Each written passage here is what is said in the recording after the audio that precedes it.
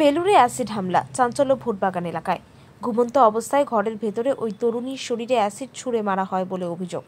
গতকাল রাতে 1টা নাগাদ ঘটনাটি ঘটে। গুরুতর জখম অবস্থায় তরুণী হাওড়া জেলা হাসপাতালের বার্ন ইউনিটে চিকিৎসাধীন। ঘটনা তদন্ত বেলুর থানার পুলিশ করছে। বৃহস্পতিবার সকালে ঘটনাস্থলে যান হাওড়া সিটি পুলিশের উচ্চপদস্থ আধিকারিকেরা। ঘটনাস্থল পরিদর্শন করার সাথে সাথে খতিয়ে দেখেন তারা। কে বা কারা এই ঘটনায় জড়িত তা জানার চেষ্টা চালাচ্ছে। হাওড়া সিটি পুলিশের ডিসিপি বিশপ সরকার জানিয়েছেন, অভিযোগের ভিত্তিতে তদন্ত শুরু করা হয়েছে।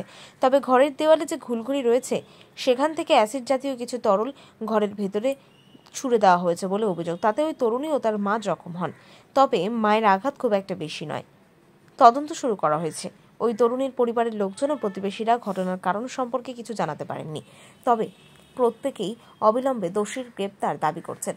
পুলিশের প্রাথমিক অনুমান, যে বা যারা এই ঘটনা ঘটিয়েছে তারা ওই তরুণীর পরিচিত। ব্যক্তিগত আক্রোশ থেকে এই হামলা বলে মনে करा হচ্ছে।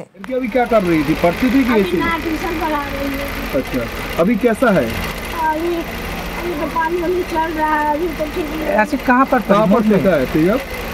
हावड़ा में मुख में, हाथ में, शरीर पे कहाँ पे लगा है? हो गया पूरा देह जल। अच्छा, किसी के ऊपर शक है?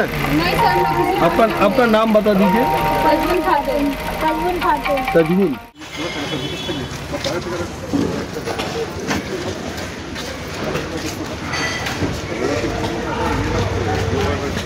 এখন অবধি আমরা যেটা কমপ্লেন পেয়েছি আর কি, মানে এখানে 6 জন মোট শুয়েছিলেন রাতে।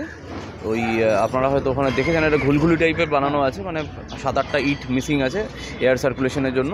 তো এনাদের যেটা কমপ্লেন আছে সেটা হচ্ছে রাত্রিবেলা কেউ কোনো অ্যাসিড জাতীয় কোনো ছুঁড়ে ফেলেন, এই আছে। বেসিক ইঞ্জুরি একজনেরই আছে, সে হাওড়া হসপিটালে আছে, আর তার মায়ের মডারেট ইঞ্জুরি আছে, বাট ঠিক আছে না। হ্যাঁ, না না, সবই তো জাস্ট ইনভেস্টিগেশন শুরু হলো, অ্যারেস্ট আটক কিছুই করা হয়নি, এখন স্টার্ট হয়েছে, তদন্ত চালু হয়ে গেছে। হ্যাঁ,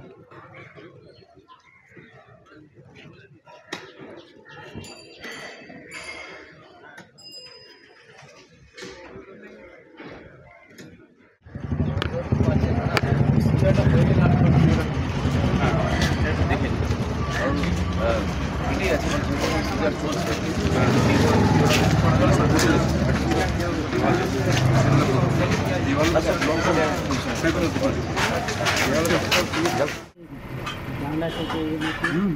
এটাই আছে, आराम से पंखा चालू कर, अंदर में बैठा रहा। হয়ে গেছে। ও তো বাবা